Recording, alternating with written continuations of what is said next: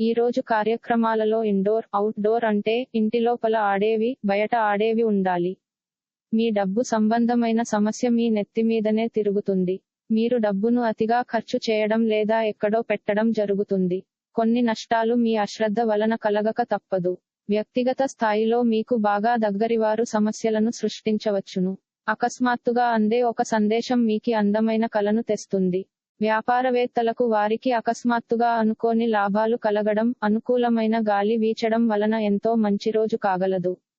ఎవరైతే చాలా రోజుల నుండి తీరిక లేకుండా గడుపుతున్నారో మొత్తానికి వారికి సమయము దొరుకుతుంది మరియు వారి ఈ సమయాన్ని ఆనందంగా గడుపుతారు.